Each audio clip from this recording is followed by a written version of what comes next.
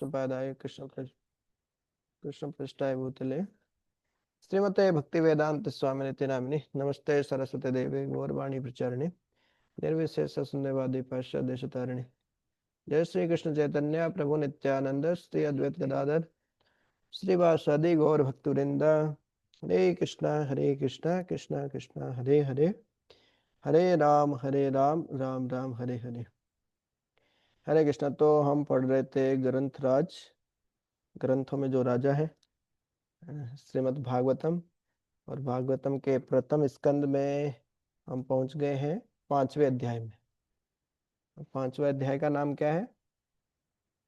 जब आ, नारद मुनि का प्राकट्य होता है। किनके पास में प्राकट्य होता है? व्यासदेव के पास में। तो वहां पे नारद मुनि प्रकट होने के बाद क्या करते हैं? व्यासदेव को उपदेश देते हैं। तो पांचवा पांचवा अध्याय यही है कि नारद मुनि क्या उपदेश देते हैं। तो जब व्यासदेव के पास में पहुंचते हैं नारद मुनि, तो पहले तो नारद मुनि का व्यासदेव जी स्वागत करते हैं, उनकी भूरी भूरी प्रशंसा करते हैं कि आप भी भगवान के ही समान हैं, परम स्वतंत्र हैं आप, इस प्रकार से। तो ये तरीका होता है। कोई भी हमारे घर पे मेहमान आए, अतिथि आए, या कोई भी हमसे मिलने के लिए आए, तो एकदम मुंह चढ़ा नहीं लेना चाहिए वैसे घूर के, क्यों आ गया ये क्यों आ गया भाई भग जाए यहाँ से। नहीं।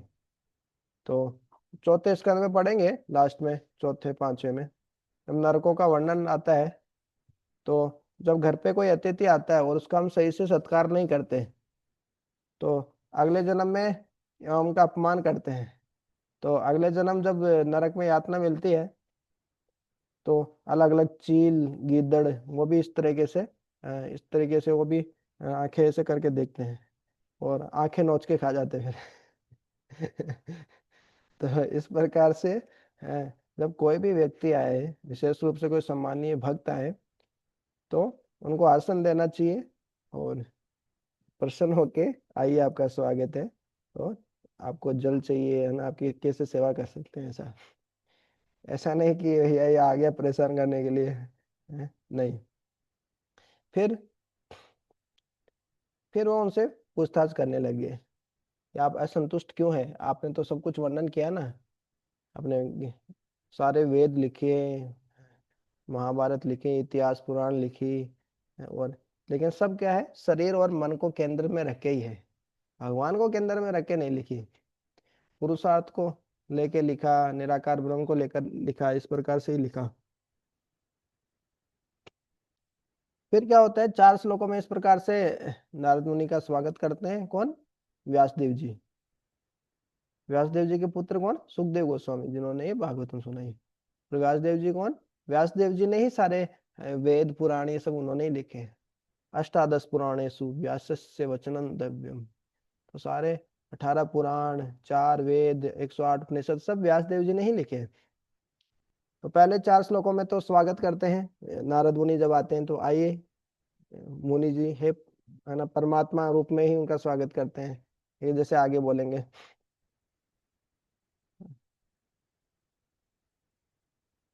तो पहले तो नारद मुनि बोल रहे थे, पहले में नारद मुनि का स्वागत हुआ, और फिर नारद मुनि इस प्रकार से पूछे कि आप संतुष्ट क्यों नहीं हो, आपने तो सब कुछ वर्णन कर दिया ना व्यंग्यात्मक तरीके से। तो फिर व्यासदेव स्वीकार करते हैं, हाँ सही में मैं असंतुष्ट हूँ, कुछ तो कमी है जो मेरे को खल रही है, इस प्रकार से। फिर वो इस प्रकार से प्रशंसा करते हैं कि आप सूर्य की तरह हैं, जो हर जगह हर जगह जा सकते हैं, सूर्य का प्रकाश हर जगह पहुंच जाता है एकदम गुफा जो रहती है, अंधेरा रहता है, वहां पर भी सूर्य का प्रकाश पहुंच जाता है। उसी प्रकार से हमारे नारद मुनि जी हैं, भगवान क्या होता है, वो कहीं पे भी पहुंच जाते हैं भक्तों का, भक्तों का उद्धार करने के लिए, इस प्रकार से। तो आप हवा की तरह हैं, कहीं पे भी प्रवेश कर सकते हैं, किसी भी क्षेत्र में। आप तो साक्षात परमात्मा के ही समान है, तो इस प्रकार से मेरे में क्या कमी रह गई वो बताइए आप, इस प्रकार से बोलते हैं। फिर 8 से 22 नंबर श्लोक में क्या है? नारद मुनि व्यासदेव को रिवील करते हैं, रहस्य का उद्घाटन करते हैं कि देखो जी, भगवान की लीलाओं का आपने वर्णन नहीं किया, यही सबसे बड़ी कमी रह गई आपकी। तो दो सबसे बड़ी कमियां कमियां रह गई, तो नारद मुनि उनको पहचान लेते हैं। जैसे कोई डॉक्टर होता है, एक्सपर्ट डॉक्टर होता है, कुशल डॉक्टर, देख के पहचान लेता है कि भैया मरीज को ये बीमारी है, ये इसमें कमी है। तो ऐसे नारद मुनि पहचान लिए कि भाई एक तो आपने भगवान की कथाओं का वर्णन नहीं किया, भगवान की लीलाओं का वर्णन नहीं किया। दूसरा, आपने चार पुरुषार्थ पर बहुत बहुत जोर दिया, धर्म अर्थ काम मोक्ष। पूरे रामायण सब वेद इसी के बारे, या तो निराकार ब्रह्म है या चार पुरुषार्थ के बारे में, कि सबसे पहले धार्मिक जीवन जीना चाहिए। धर्म से क्या होता है? अर्थ होता है, अर्थ से धर्म होता है। तो धर्म अर्थ काम, उसके बाद इंद्रिय तृप्ति करनी चाहिए, गृहस्थ जीवन में जा सकते हैं, इंद्रिय तृप्ति कर सकते हैं। उसके बाद में 50 साल का होता है तो पंचाशत ऊर्ध्वम वनम गच्छेत, वनम वर्जेत। पर जैसे व्यक्ति 50 साल का होता है तो उसको जंगल की ओर प्रस्थान कर लेना चाहिए, तो मोक्ष की तरफ जाना चाहिए। तो ये सब बताया उसमें, धर्म अर्थ काम मोक्ष। नहीं, भक्ति के बारे में नहीं बताया, भगवान की लीलाओं के बारे में नहीं बताया। तो ये दो कमियां रह गई। फिर बताया कि दो प्रकार के साहित्य होते हैं, दो प्रकार के साहित्य होते हैं। देखो जी, एक हमारे न्यूज़पेपर है, अखबार है, एक हम टेलीविजन में सीरियल्स देखते हैं, सास बहू ये वो पता नहीं क्या क्या देखते हैं। तो इस प्रकार का एक साहित्य है। और दूसरा साहित्य है जो दिव्य ग्रंथों का जो साहित्य है। हम्म, तो एक तो कोए के जैसे लोग होते हैं, एक हंसों की तरह लोग होते हैं। हंस की तरह परम हंस जो साधु होते हैं, भगवान के भक्त होते हैं जी, वो मोती चुगते हैं, वो बुराई में भी अच्छाई ढूंढ लेते हैं। उनको भगवान भगवान से संबंधित विषय ही चाहिए। भगवान नहीं है जहाँ पे, वो मतलब वहां पे नहीं जाएंगे। और कोवे जहाँ पे भगवान नहीं होते वहीं पे वो रहते हैं, मतलब जहाँ पे अ, अच्छा ही नहीं, बुराई जहाँ पे रहती है, कचरा गंदगी जहाँ पे रहती है, वो वहीं पे रहते हैं। कौन? जो कोए जैसे लोग होते हैं। हाँ, तो इस प्रकार से जब ये कोए जैसे जो लोग होते हैं, इस प्रकार से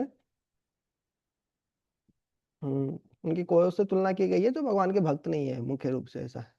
तो फिर नारद मुनि ये बहुत फेमस लोग बताए कि भगवान कुछ भी हो, हाँ, लेकिन यदि भगवान की लीलाओं का वर्णन नहीं है, जो कि वास्तव में जगत को पवित्र करने वाली है, तो वो कोवों का ही तीर्थ माना जाता है उसको। वहां पे हंस लोग वहां पे रमण नहीं करते, उसमें आनंद नहीं लेते वो लोग। हाँ, तो हंस लोग तो श्रीमद् भागवतम में या ऐसे ही भक्ति ग्रंथों में आनंद लेते हैं, रमण करते हैं। हाँ, भले ही वो अच्छे से लिखे नहीं गए हो, हाँ, अबद्वतपि सिस्टमेटिक तरीके से लिखा ही नहीं गया हो भले ही, लेकिन फिर भी जो भगवान के भक्त होते हैं, तत्वाग विसर्गो जनताग विप्लवो यस्मिन् प्रतिश्लोकम अबद्वति अपि नामान्यनन्तस्य यशोऽङ्कितानि यत् शृण्वन्ति गायन्ति गृह्णन्ति साधवः। तो साधु लोग तो भगवान जिनका जो भगवान जिनका अनंत यश है, तो उनका हमें उन्हीं के बारे में हमेशा श्रवण करते हैं, उन्हीं के बारे में हमेशा गायन करते हैं, और जो वो बताते हैं उसको उसका पालन भी करते हैं, भगवान के निर्देशों का स्वीकार भी करते हैं, गणंती साध्व। तो ये भागवतम और भक्ति ग्रंथ इतने महत्वपूर्ण है, भले ही वो अच्छे से लिखे नहीं गए हो, हालांकि ये तो बहुत अच्छे से लिखे हुए हैं सब श्लोक, फिर भी बता रहे हैं, भले ही अच्छे से लिखे नहीं गए हो, किसी कोई लिखा हो भक्ति ग्रंथ के बारे में और अच्छे से लिख भी नहीं पाया, तो भी वो महत्वपूर्ण है। उस फिर भी साधु उसको पढ़ते हैं, क्योंकि भगवान के बारे में उसमें बताया गया है। फिर बताया कि भक्ति ही सबसे महत्वपूर्ण है। हाँ, भले ही निष्काम कर्म करे व्यक्ति, बहुत ज्ञान हो, लेकिन वो उसमें भगवान की भक्ति नहीं है, अच्युत का भाव नहीं है, उससे वर्जित है वो यदि, तो न सोबते, वो शोभा नहीं देता है। भगवान को निकाल दिया किसी भी चीज में, तो कुछ भी काम करो, वो शोभा नहीं देता है, उससे कुछ ज्यादा फायदा नहीं होने वाला है कुछ। तो फिर जो कर्म कांड करते हैं हम और पाप कर्म करते हैं, उनसे तो क्या ही होना है, मतलब ऐसा। फिर व्यासदेव के बारे में बताया कि व्यासदेव तो बहुत योग्य हैं। नारद मुनि बोल रहे हैं कि आप तो बहुत योग्य हैं लिखने के लिए शास्त्र, आपको तो लिखना ही चाहिए, भगवान की कथाओं का वर्णन करना ही चाहिए। फिर बताया जो व्यक्ति भगवान को छोड़कर, है ना, कुछ भी करे भले ही, यदि भगवान को छोड़कर पृथक दृशा, पृथक दृश्य मतलब पृथक, भगवान से पृथक होकर, अलग होकर कितना ही अच्छा काम करे, कुछ भी क्यों न कर ले, लेकिन क्या होगा, है, वो सब सब बेकार है, सब व्यर्थ है, सब यूजलेस है। वो वो उसी तरह है जिस तरीके से एक नाव है जिसपे नाविक नहीं है, कोई भी चलाने वाला नहीं है उसको, और चक्रवात में उसको रखा गया उस नाव को, तो चक्रवात उस नाव को उड़ा के ले ही जाएगा मतलब। उसी प्रकार से जो भगवान का भक्त नहीं है, जो भगवान को केंद्र में रख के कार्य नहीं करता, तो उसका मन उसको भ्रमित कर ही देगा। वो इधर उधर इतने सारे चीजों में मन ऐसा फंसाएगा, ऐसा घुमाता रहेगा व्यक्ति को कि समझ में नहीं आएगा कि भ्रमित रहेगा हमेशा। हाँ, तो ये भगवान को छोड़ के कोई भी कार्य करेंगे तो फंसेंगे इस भौतिक जगत में।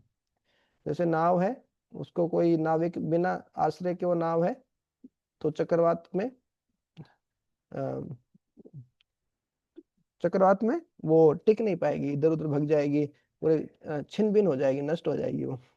उसी प्रकार से हमारा मन है, जो भगवत गीता में बताते हैं ना कि बहुत सारी इच्छाएं हमारे अंदर प्रवेश करती रहती है, जिस प्रकार से बहुत सारी नदियां समुद्र में प्रवेश करती रहती है, इस प्रकार से। लेकिन शांति मापनोति ने काम कामी, लेकिन जो व्यक्ति शांति को वही प्राप्त करता है जो कामनाएं आती है लेकिन काम ही नहीं बनता। हाँ, तो इस प्रकार से तो साधारणतः लोग क्या होते हैं, भोग करना, एंजॉय करना, है ना, मजे करना। तो ये तो स्वाभाविक प्रवृत्ति है बद्ध जीवात्मा की। और वो बता रहे हैं कि आपने नारद मुनि बोल रहे हैं व्यासदेव जी को कि आपने ये वेदों में कर्म कांड वगैरह ये सब इतना बताया, तो लोग धर्म के नाम पर फिर तो उसी काम में क्यों लग जाएंगे ना, उनको लगेगा यही तो धर्म का काम है। इंद्रिय तृप्ति करना ही तो धर्म का काम है। तो इस प्रकार से आपने उनको गलत रास्ता दिखाया है, गलत मार्ग दिखाया है आपने। ये वेद वगैरह इतना कुछ देके भी लोग पढ़कर भी समझ नहीं पाएंगे कुछ, इस प्रकार से। तो फिर बताते हैं, फिर भक्ति की महिमा बताते हैं। फिर हमने देखा कि किस प्रकार से भक्ति, भक्ति में पतन भी, भक्ति में कोई पतन नहीं होता है। बोले भक्ति इस उस भक्त का पतन हो गया, होल्ड डाउन हो गया, ऐसा कुछ नहीं होता है। कुछ समय के लिए भक्ति रुक जाती है, लेकिन उसके परमानेंट अकाउंट में वो चला जाता है उसकी भक्ति। जब जीवन के साथ भी, जीवन के बाद में भी रहता है वो। क्यों? क्यों? भक्ति कभी नष्ट नहीं होती। तो भक्ति में यदि कोई अपक्व था, मेच्योर नहीं, तो उसका पतन भी हो गया तो कोई नुकसान नहीं है। लेकिन दूसरी तरफ यदि कोई भगवान का भक्त नहीं है और अपने कर्तव्यों का बहुत अच्छे से पालन करता है, वो जितने भी भौतिक कर्तव्य हैं उनका बहुत अच्छे से पालन करता है, हाँ? लेकिन उसका क्या फायदा है? कोई फायदा नहीं, यूजलेस है वो। ऐसे ऐसे बता रहे हैं।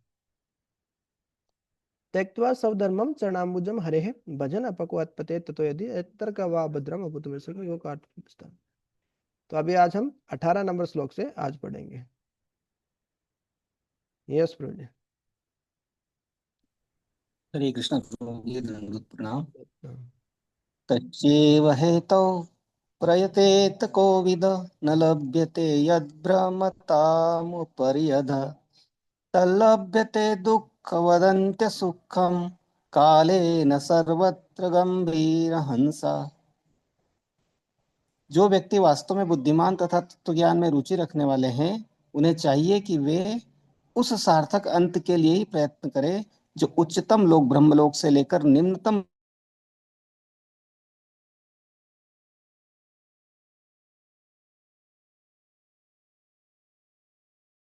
प्राप्त होता है। जिस प्रकार हमारे न चाहने पर भी हमें दुख मिलते रहते हैं। हरे कृष्ण। हम्म। तो बहुत ही महत्वपूर्ण श्लोक है। हम्म। इंटरनेट ठीक है ना मेरा? आवाज आ रही है ना? तो ये आ, हर कोई व्यक्ति जीवन में उन्नति चाहता है। आवाज ठीक है ना? हरे कृष्णा कृष्णा जी कृष्ण। बिल्कुल ठीक। अच्छा अच्छा, ठीक है बेटा। तो ठीक हर है प्रभु कोई, जी। ओके। तो हर कोई व्यक्ति जीवन में देखो जी उन्नति करना चाहता है? सबका प्रगति करना चाहता है ना, जीवन में कुछ बड़ा करके दिखाना चाहता है। जीवन में हर कोई पेरेंट्स चाहते हैं, माता पिता चाहते हैं कि कुछ बड़ा करो, है ना, माता पिता का नाम रोशन करो, है ना? एक दिया जला दो, नाम उनका नाम लिख दो और रोशन करो। है, कुछ बड़ा करो, गांव का नाम रोशन करो, आप देश का नाम रोशन करो। तो कुछ इतना बड़ा क्यों नहीं किया जाए, कि मतलब भगवान भी खुश हो जाए, मतलब है कि 21 पीढ़ियों का उद्धार हो जाए, 21 पीढ़ियों का नाम रोशन किया जाए। तो ये इसमें बताया है। जो बुद्धिमान व्यक्ति है, कोविद है, विद मतलब जानने वाला, विद्वान, विद।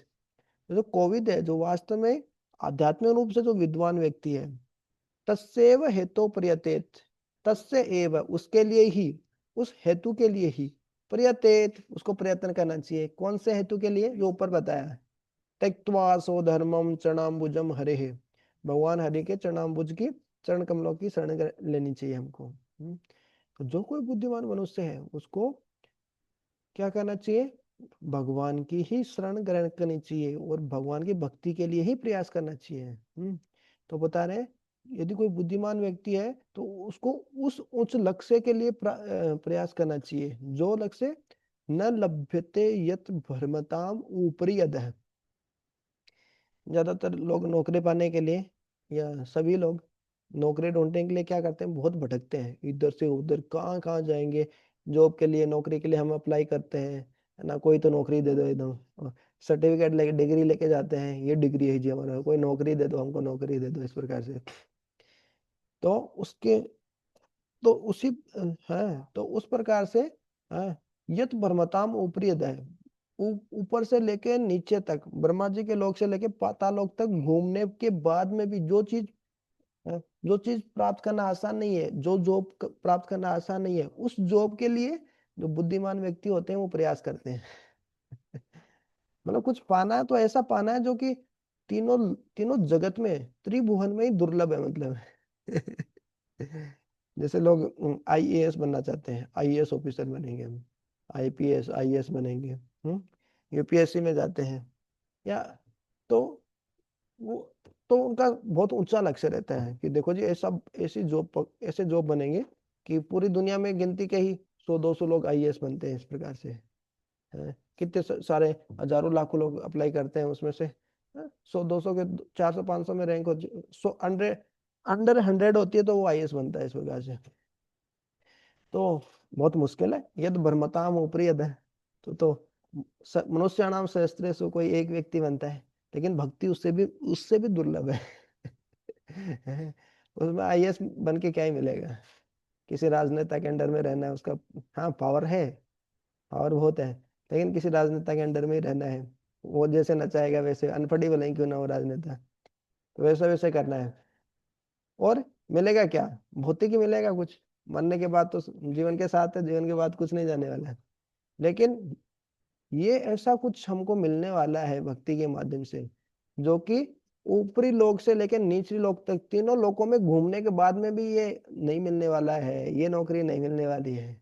ये परमानेंट अकाउंट में हमारा पैसा जमा होने वाला है। हाँ, जीवन के साथ भी, जीवन के बाद भी रहने वाला है ये। तो उस जो समझदार व्यक्ति है वो उसी के लिए प्रयत्न करेगा ना, जो परमानेंट है। अब कोई जॉब आपको, मान लीजिए कोई नौकरी मिले कि चलो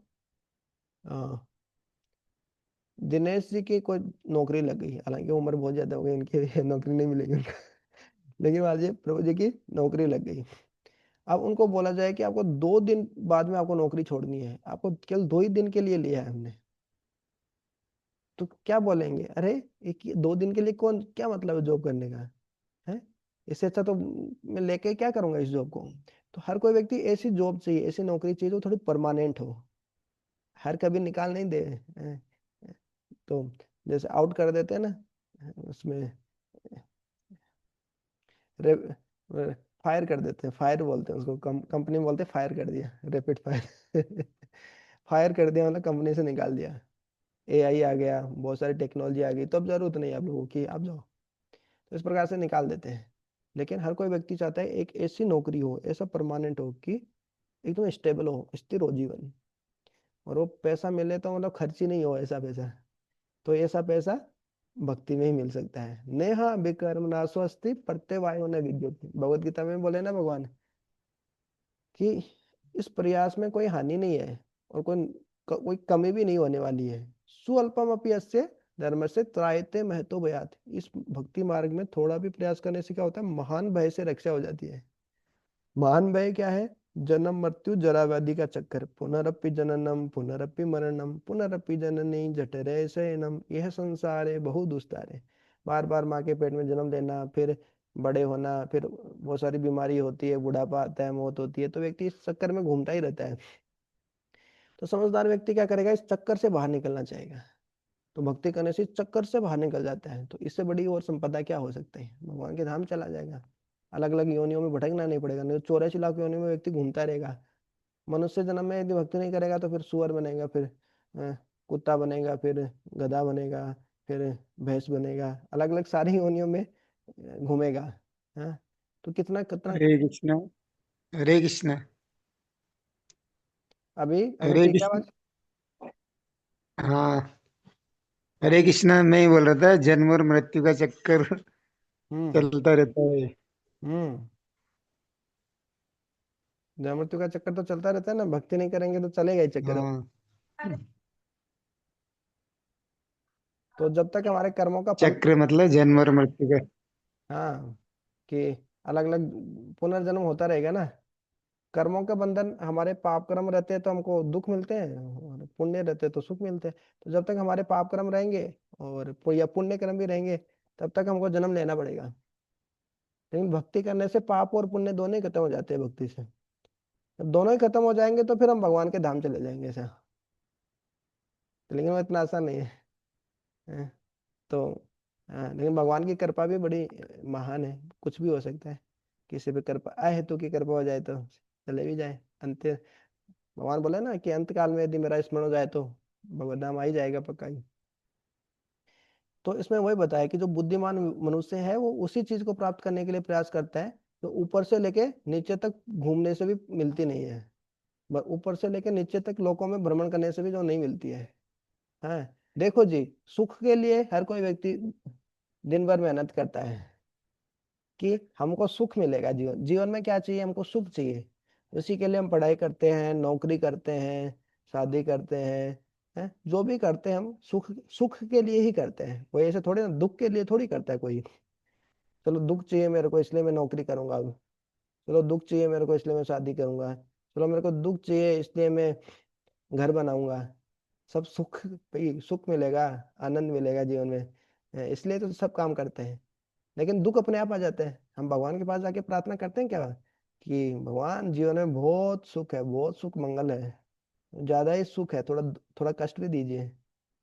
कुंती महारानी कर सकती है ऐसी प्रार्थनाएं, विपता संतुता शाश्वत, आगे बढ़ेंगे हम।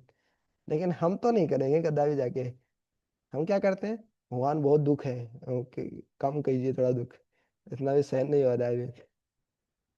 लेकिन हाँ, प्रार्थना करने की जरूरत नहीं है, सुख दीजिए दुख दीजिए। जैसे जीवन में दुख अपने आप आता है, कोई मांगने नहीं जाता दुख भगवान से, प्रार्थना करने की कि हमको दुख दीजिए। दुख जैसे अपने आप आते हैं वैसे सुख भी अपने आप आएगा, है ना? ये भौतिक सृष्टि का नियम है। वो पाप किया तो दुख आ रहे हैं, वो जो पुण्य किया उसे सुख भी आएगा, वो अपने आप मिलेगा।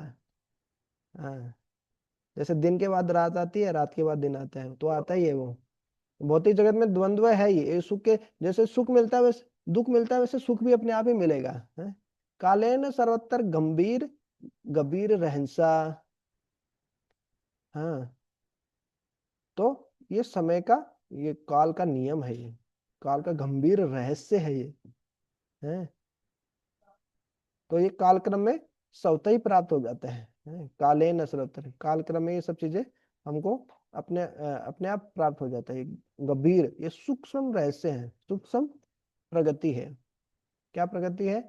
हाँ, क्या है सूक्ष्म रहस्य वाली बात, क्या है? जिस प्रकार से हमको सुख, हम दुख के लिए प्रार्थना नहीं करते लेकिन दुख अपने आप आ जाते हैं, उसी प्रकार से सुख भी अपने आप मिल जाएंगे। हाँ, तो अलग से उसके लिए प्रार्थना करने के लिए, उसके लिए मेहनत करने की जरूरत नहीं है हमको, है ना? हमको उस चीज के लिए प्रयत्न करने की जरूरत है जो वास्तव में तीनों त्रिभुवन में भी दुर्लभ है, वो भी घूमने से, भ्रमण करने से नहीं मिलेगी, जो भक्ति है। तो कुल मिला के सार यही है, हर व्यक्ति जीवन में प्रगति करना चाहता है, उन्नति करना चाहता है, बहुत बड़ा बनना चाहता है। तो क्यों ना सबसे बड़ा बना चाहे, बड़ा बना जाए। और सबसे बड़ा है भगवान का भक्त बनना। भगवान के भक्त बनने से बड़ी नौकरी और कोई नहीं है। यही बता रहे ये श्लोक। और सुख सुख है ना, मजा मिले भौतिक सुख, तो वो ढूंढने की भी है ना, उसके लिए भी बाहर भागने की इतनी जरूरत नहीं है, वो अपने आप मिलेगा काल के समय में। यदि सही में भागना है, इधर उधर मेहनत करना है, तो भगवान की भक्ति के लिए दिव्य तपस्या करनी चाहिए है ना, भगवान की भक्ति के लिए मेहनत करनी चाहिए, शास्त्र पढ़ना चाहिए, भगवान का नाम करना चाहिए, भक्तों की सेवा करनी चाहिए, भगवान की सेवा करनी चाहिए। तो सारी यही है इस श्लोक का। हाँ, तो आ, उसी के लिए प्रयास करना चाहिए जो कि वास्तव में बहुत ही रेयर है, भक्ति बहुत ही दुर्लभ है। हम्म, तो कहना आसान है, लेकिन है ना, हम हमको ये विश्वास नहीं होता कि हाँ, कि सुख अपने आप आ जाएंगे, सुख के लिए हमको जीवन में मेहनत नहीं करना है? हम तो सुख के लिए ही तो सब कुछ प्लान करते हैं, इतनी योजनाएं बनाते हैं, ये करते हैं वो करते हैं? लेकिन बोला जो बुद्धिमान व्यक्ति है वो सुख के लिए, भौतिक सुख के लिए मेहनत नहीं करता, वो आध्यात्मिक प्रगति के लिए मेहनत करता है, प्रगति करने के लिए। तो बताया, ऊपरी अध्याय ब्रह्मलोक से लेकर निम्नतम पातालोक तक भी प्राप्य नहीं है। जो भक्ति, जो कृष्ण प्रेम ब्रह्मा जी को भी दुर्लभ है, चैतन्य महाप्रभु हैं, जो कृष्ण प्रेम देके गए हैं, तो एक आचार्य वैष्णव गान में लिखते हैं कि ये कृष्ण प्रेम ब्रह्मा जी को भी दुर्लभ है, यहाँ तक शिव जी को भी दुर्लभ है। जो ये माधुर्य प्रेम है, राधा कृष्ण की जो भक्ति का प्रेम है, क्यों दुर्लभ है? वृंदावन में जाते हैं तो वृंदावन में शिव जी को भी एंट्री नहीं मिलती है रासलीला में।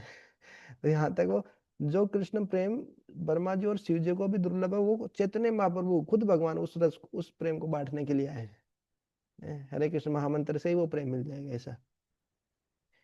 तो इस प्रकार से उसी प्रेम के लिए हमको प्रयत्न करना चाहिए। बाकी भौतिक सुख का तो क्या है, वो तो आएगा फिर चला जाएगा, आदि अंत कौन थे न ते सुरमते बुधा, ऐसा।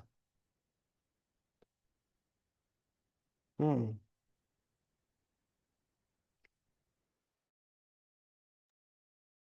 न वै जनो जातु कथञ्चनाव्रजे न मुकुन्दसेव्यान्यवदङ्ग संसृतिम् स्मरन्मुकुन्दाग्नुपगूहनं पुनर्विहातुमिच्छेन्न रसग्रहो जनः। हे प्रिव्यास, यद्यपि भगवान कृष्ण का भक्त भी कभी कभी किसी न किसी कारण से नीचे गिर जाता है, लेकिन उसे दूसरों सकाम कर्मियों आदि की तरह भवचक्र में नहीं आना पड़ता, क्योंकि जिस व्यक्ति ने भगवान के चरण कमलों का आस्वादन एक बार किया है, वह उस आनंद को पुनः पुनः स्मरण करने के अतिरिक्त और कुछ नहीं कर सकता। हम्म। तो ये भी बहुत महत्वपूर्ण श्लोक है। जैसे हमने, जैसे ऊपर भी बताया ना, त्यक तो आसवधम चरणाम्बुजम हरे भजन अपकुआत पते, तो यदि किसी का पतन भी हो जाए फिर तो भी कोई नुकसान नहीं है। तो भक्ति करते करते वो ये लगे कि हमको ऐसे लगे कि चलो इसका तो पतन हो गया है, ये माला भी नहीं करा, अभी तो चार भी तोड़ दिया इसने, तो लग सकता है। लेकिन भगवान बोले अपि चेत सु दुराचारो भजते माम अनन्य भक्त, लेकिन फिर से यदि वो भक्ति में आ गया, स्थिर हो जाएगा, तो उसको साधु ही मानना चाहिए। लेकिन इसका मतलब ये नहीं कि इसका फायदा उठा के हम भी चलो थोड़े थोड़े समय के लिए हम भी चलो गिर जाते हैं, गिरने में कोई नुकसान नहीं है, नहीं, जानबूझ के नहीं, नहीं तो वो अपराध हो जाएगा इस प्रकार से। तो भगवान के किसी भक्त का कभी ना कभी कभी है, कभी कभी किसी ना किसी कारण से नीचे गिर जाता है, उसका हो जाता है, पूर्व संस्कार रहता है, कई बार पूर्व संस्कार बहुत खतरनाक होते हैं, वैष्णव अपराध कर देता है कोई, तो किसी ना किसी कारण से कई बार उसका ऐसे पतन हो जाते हैं। लेकिन उसका पतन बाकियों की तरह नहीं होता। जैसे हमारी पढ़ाई में, जैसे आईएएस के एग्जाम में कोई एक नंबर से रह गया तो वो रह गया, अब कोई फायदा नहीं है, मतलब पूरा ही उसका पतन ही हो गया, मतलब वो फेल ही हो गया मतलब।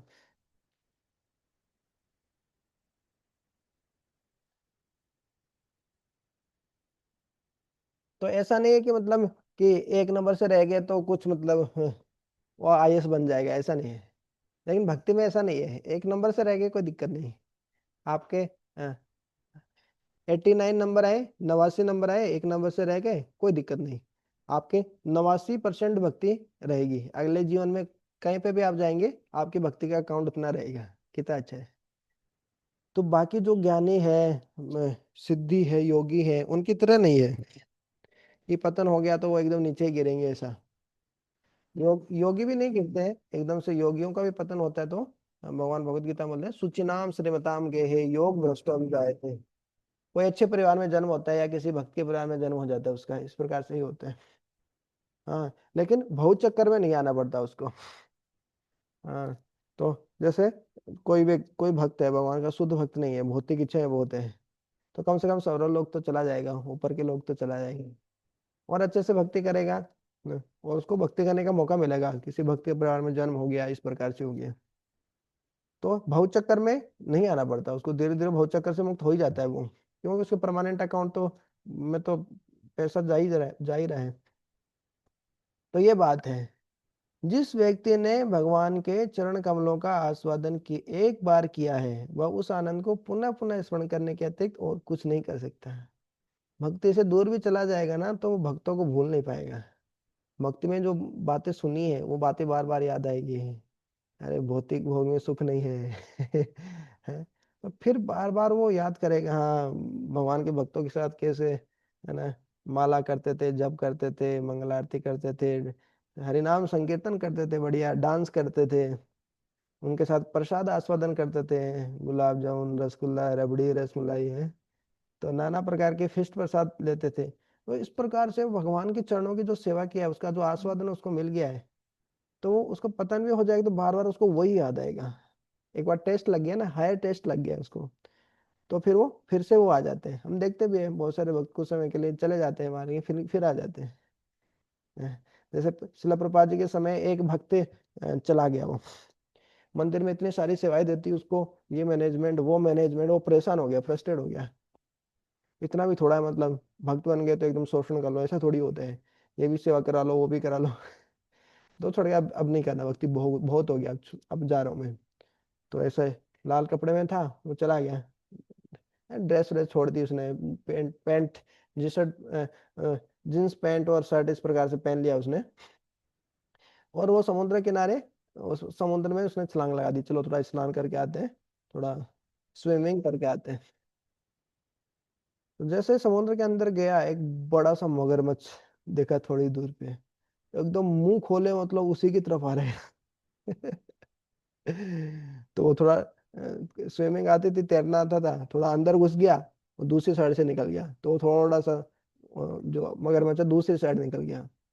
लेकिन फिर वो मगरमच्छ ने फिर देख लिया, अरे इधर से निकल रहा है, तो फिर से उसका पीछा किया। उस समय इतना घबरा गया वो भक्त, वो नरसिंह आरती गा रहा है, नमस्ते नरसिंहाय प्रहलाद लाद दायिनी, इस प्रकार से गा रहा है, और वो तो हृदय से प्रार्थना कर रहा है, एकदम हृदय से प्रार्थना आ रही है कि आप बचा लो भाई सब, अभी आप बचा लेंगे, आपकी भक्ति छोड़ के कहीं नहीं जाऊंगा, मंदिर में ही जाऊंगा, आपकी ही सेवा करूंगा। तो जैसे तैसे करके वो बच जाते हैं। जैसे ही जैसे ही बाहर निकलते हैं, तुरंत मंदिर वापस आ जाते हैं।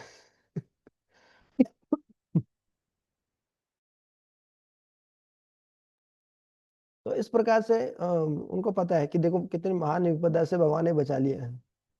भक्त लोग हर चीज में भगवान का हाथ हाथ देख पाते हैं।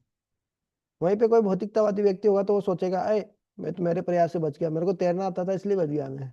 लेकिन भक्त देख पाता है कि हाँ भगवान ने मेरे को बचा लिया, इस प्रकार से। तो इस प्रकार से भगवान के चरण कमलों की जो सेवा में एक बार जिसको आस्वादन मिल जाता है, हायर टेस्ट, ऊंचा स्वाद मिल जाता है, हाँ, विषया विनिवर्तन्ते निराहार से देहना रस वर्जम रसोप्यस्य परम दृष्टवा निवर्तते। परम दृष्टवा, कुछ ऊंचा रस हमको मिल जाता है तो नीचा रस छोड़ देते हैं। यह होता है हमारे जीवन में भी। हाँ, कि हमको कुछ मोबाइल में शॉर्ट्स देख रहे हैं, रील देख रहे हैं, ये देख रहे हैं, वो देख रहे हैं, गेम खेल रहे हैं, टाइम पास नहीं हो रहा है। हाँ, लेकिन भक्तों का संग मिल गया, भक्तों के साथ हरिनाम संकीर्तन करने जा रहे हैं, भक्तों के साथ कीर्तन कर रहे हैं, डांस कर रहे हैं, प्रसाद ले रहे हैं, ड्रामा देख रहे हैं, ड्रामा कर रहे हैं, है ना, बहुत सारे जो भगवान की लीलाओं पे आधारित हैं। तो इस प्रकार से आध्यात्मिक गतिविधियों में भक्तों के साथ रहते हैं, तो वो सब चीजें अपने आप छूट जाती है समय के साथ। क्यों, ऊंचा ऊंचा रस का आस्वादन उसको मिल जाता है इस प्रकार से। तो वो उसी आनंद को पुनः पुनः स्मरण करने के अतिरिक्त और कुछ नहीं कर सकता। तो ये श्लोक भी महत्वपूर्ण है कि भक्ति में कभी पतन नहीं होता है।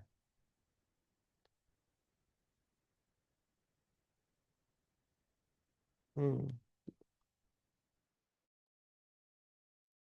इदं हि विश्वं भगवानिवेतरो यतो जगत्स्थानिरोध संभवाः तद्वि स्वयं वेद भवांस्तथापि ते प्रादेशमात्रं भवत प्रदर्शितम्। पूर्ण पुरुषोत्तम भगवान स्वयं विश्व स्वरूप हैं, तथापि उससे निर्लिप्त भी है। उन्हीं से यह दृश्य जगत उत्पन्न हुआ है, उन्हीं पर टिका है और संहार के बाद उन्हीं में प्रवेश करता है।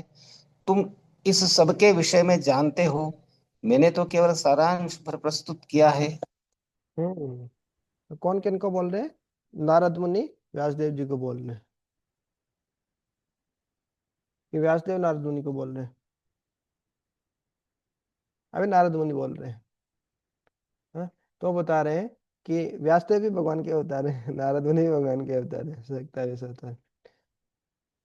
तो कि आप भी पूर्ण स्वयं विश्व रूप है कि पूर्ण पुरुषोत्तम भगवान स्वयं विश्व रूप है। जो भगवान है वो स्वयं विश्व रूप है, भगवान विश्व रूप है, वो भगवान का ही रूप है।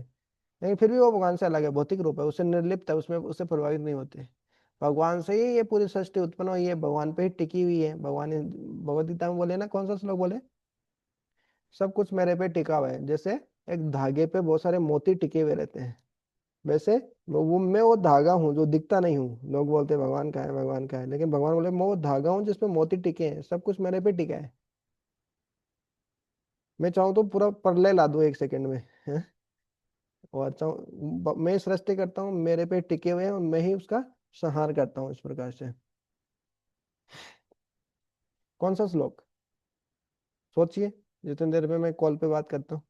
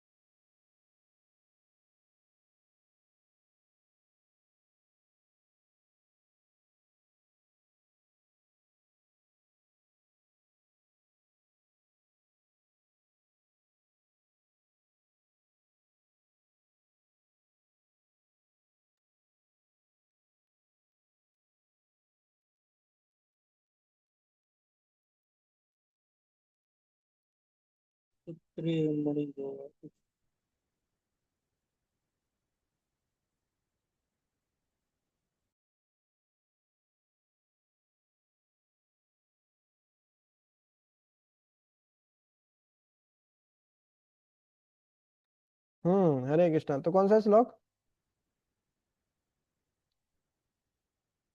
भगवान बोलते हैं कि सब कुछ मेरे पे ऐसे ही टिका हुआ है, जैसे अ, मोती हैं वो धागे पे टिके रहते हैं।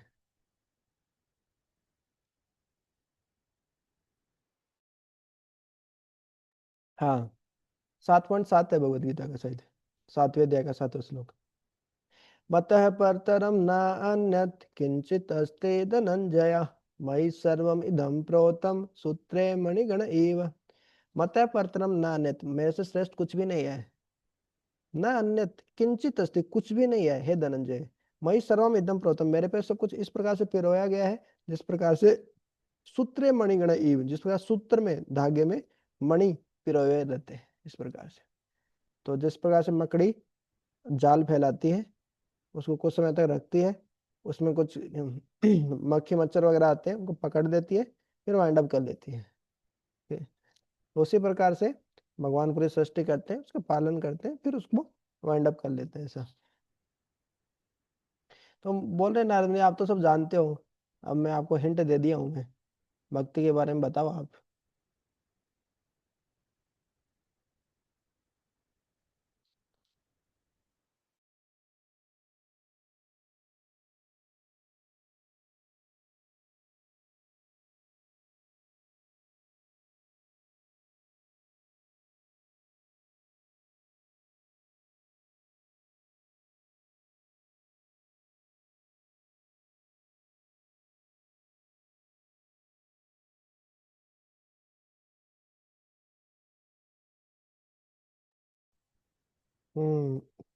नेक्स्ट पढ़ते हैं।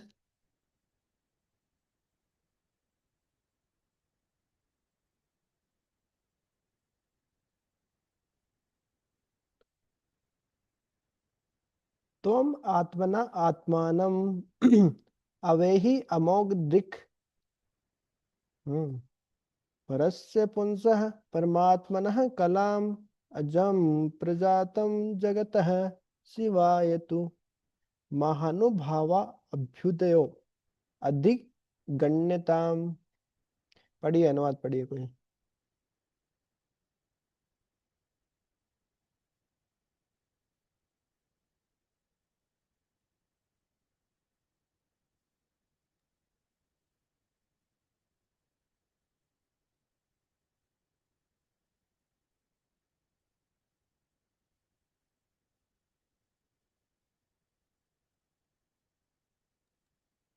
मैं पढ़ दूं प्रभु जी? पढ़िए। तुम में पूर्ण दृष्टि है, तुम पूर्ण पुरुषोत्तम भगवान को जान सकते हो, क्योंकि तुम भगवान के अंश के रूप में विद्यमान हो। यद्यपि तुम अजन्मा हो, लेकिन समस्त लोगों के कल्याण हेतु इस पृथ्वी पर प्रकट हुए हो। अतः भगवान श्री कृष्ण की लीलाओं का अधिक विस्तार से वर्णन करो। हम्म तो नारद मुनि बता रहे हैं व्यासदेव को कि तुम पूर्ण पुरुषोत्तम भगवान को जान सकते हो, क्योंकि तुम भगवान के अंश के रूप में विद्यमान हो। क्योंकि व्यासदेव भी भगवान के अवतार, भगवान के अंश। यदि भी तुम अजन्मा हो, लेकिन समस्त लोगों के कल्याण हेतु इस पृथ्वी पर प्रकट हुए हैं व्यासदेव जी। तो आपका क्या काम है? आपका जो मेन काम है, जैसे कई बार किसी कार्य के लिए मार्केट भेजते हैं घर वाले, जाइए मार्केट में, जाइए ये काम करके आइए। ये बहुत महत्वपूर्ण कार्य है। वो सारे काम, दूसरे काम करके आ जाता है, लेकिन वो जो जिस काम के लिए गया था वो करके नहीं आता है। तो फिर बोलते हैं कि तुम मूर्ख आदमी हो। उन्हें ऐसे बोले कि आप भगवान की लीलाओं का वर्णन करने के लिए, भक्ति देने के लिए तो आप आए, और वही नहीं किया आपने। तो अभी आप क्या कीजिए, नारद मुनि वासुदेव को बोल रहे हैं, भगवान कृष्ण की लीलाओं का अधिक विस्तार से वर्णन कीजिए आप, ऐसा बता रहे हैं।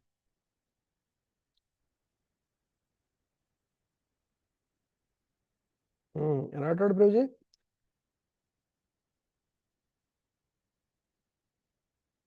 शायद बिजी है कहीं। ठीक है, तो मैं पढ़ता हूँ।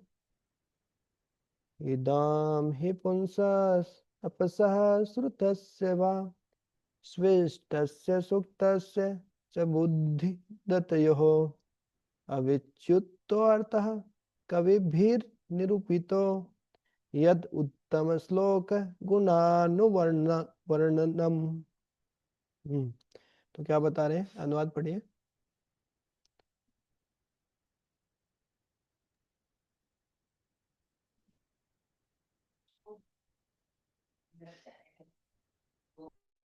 विद्वान मंडली ने यह स्पष्ट निष्कर्ष निकाला है कि तपस्या, वेदाध्ययन, यज्ञ, दान तथा स्तुति जप का अचूक प्रयोजन उद्देश्य उत्तम श्लोक भगवान की दिव्य लीलाओं के वर्णन में जाकर समाप्त होता है।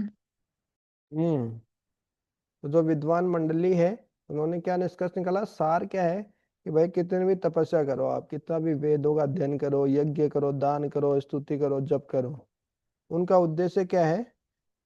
भगवान श्री कृष्ण का प्रेम प्राप्त करना। भगवान की दिव्य लीलाओं का वर्णन में ही जाकर वो समाप्त होती है। कि तपस्या करने से क्या, आराधि तो यदि हरि तपसा तथा, कि भगवान हरि की यदि उपासना कर रहे हैं तो तपस्या करने की क्या जरूरत है? कोई जरूरत नहीं। और भगवान न आराधि तो यदि हरि तपसा तथा, कि भगवान हरि की उपासना नहीं करे तो भी तपस्या करने से क्या फायदा है? भगवान को छोड़ के जो भी कार्य कर रहे थे तो फिर उस कार्य का कोई फायदा ही नहीं इस प्रकार से। तो वासुदेव, हाँ, परा वेदा, वासुदेव परामखम, वासुदेव परा क्रिया, वासुदेव परा योगा। ये हम श्लोक देखे थे ना। वासुदेव भगवान श्री कृष्ण ही तो सब कुछ।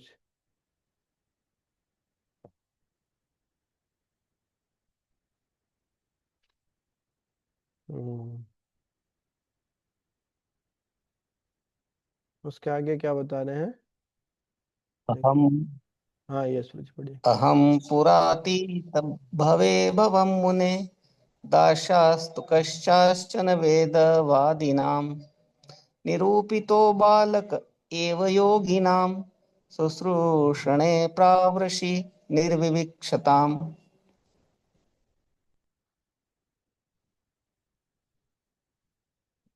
हे मुनि, पिछले कल्प में मैं किसी दासी के पुत्र के रूप में उत्पन्न हुआ, जो वेदांत सिद्धांतों के अनुयायी ब्राह्मणों की सेवा करती थी। जब वे लोग वर्षा ऋतु के चातुर्मास में साथ साथ रहते थे तो मैं उनकी सेवा टहल व्यक्तिगत सेवा किया करता था। हम्म। अभी क्या कर रहे हैं नारद मुनि? अपना इतिहास बता रहे हैं, अपने पिछले जन्म का, पिछले जन्म के बारे में बता रहे हैं कि हम, मैं ऐसे नारद मुनि नहीं बन गया। देखो हम, हमको कैसे कृपा मिली है भक्तों की, अहेतु की। ये पिछले कल्प में, अलग अलग कल्प होते हैं। ब्रह्मा जी का एक दिन एक कल्प होता है, 1000 चतुर्युग होते हैं ब्रह्मा जी के एक दिन में। हैं? तो ऐसे ब्रह्मा जी 100 साल जीते हैं। कितना लंबा जीते हैं। तो नारद मुनि बोल रहे हैं कि मैं किसी दासी के पुत्र के रूप में उत्पन्न हुआ था। दासी मतलब जो दूसरों घरों में जाके ऐसे सेवा करती है, तो उसके, उसका पुत्र था मैं। तो नारद मुनि कैसे बन गए आप? तो पूरी कहानी बताएंगे अभी अपने, कहानी नहीं इतिहास बताएंगे अपना। हाँ, कि एक बार क्या हुआ, चातुर्मास का समय था। जो अभी चतुर्मास का समय आता है, अभी गया लगभग जुलाई अगस्त सितंबर में, इस महीने में जो रहता है, सितंबर अक्टूबर। तो इस चतुर्मास में क्या रहते हैं, साधु लोग ज्यादा भ्रमण नहीं करते हैं। वो जिस स्थान पे रुक जाते हैं, एक जगह ही रुक के वहीं पे भजन साधन करते हैं चतुर्मास में। और चतुर्मास का अच्छे से पालन करते हैं। चतुर्मास में कुछ भी नहीं खाते हैं, अंट, मतलब कि केवल कुछ लोग तो बहुत नियम का अनुपालन करते हैं, बहुत कम ही खाते हैं इस प्रकार से।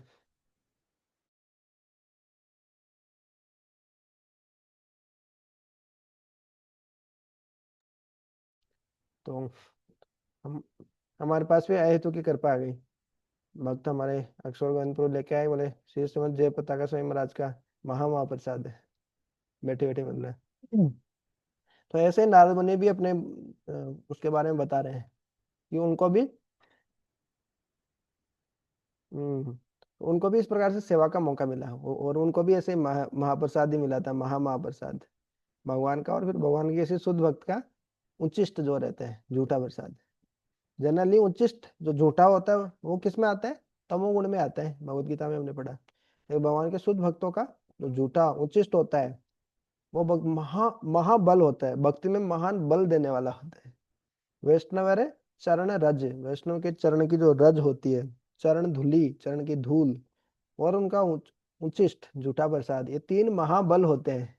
चैतन्य चेतामृत में पूरा वर्णन आता है। तो ये जो चतुर्मास के समय कुछ वेदांत सिद्धांत के नए ब्राह्मण जो थे, उन्होंने भी कुछ ऐसा अपना झूठा उच्चिष्ट प्रसाद उनको दिया था नारद मुनि को। उसी से वो नारद मुनि बने। वो उनकी सेवा करते थे और उन्होंने उचित दिया, उसी से वो नारद मुनि बन गए। तो उनकी जो माता जी थी, है ना, बहुत सेवा भाव था। तो उनके वो, उनके यहाँ पे रुके और उनकी वो सेवा करती थी। जब वे लोग वर्षा साल में उनकी सेवा, और नारद मुनि भी जो जो ब्राह्मण आए थे, साधु ऋषि आए थे, उनकी व्यक्तिगत सेवा करते थे इस प्रकार से।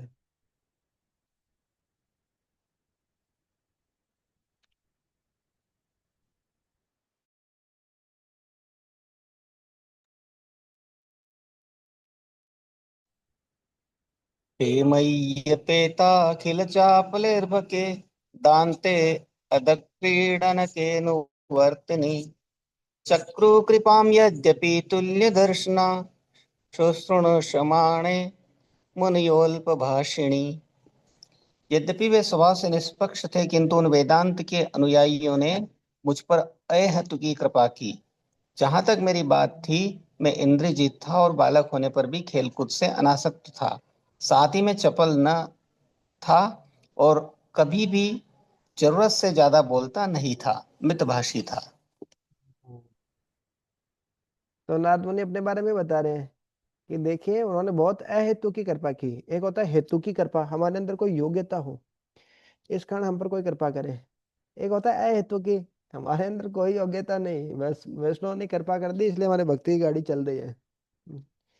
जैसे शास्त्रों में आता है कि तो पिछले जन्म में सारे यज्ञ कर चुके हैं, दान कर चुके हैं, तप कर चुके हैं, हैं? अ, जो भगवान का नाम जप कर रहे हैं, जो भगवान के भक्त हैं, वो ऐसा आता है। ये हमने श्लोक पढ़ा होगा। तेपुस तपस्ते जुहु सस्नु आर्या यत नाम गृह्णन्ति ये ते। तो ये स्टार्टिंग का आंसर होते श्लोक की। यत जीवाग्रे वर्तते नाम तुभ्यम।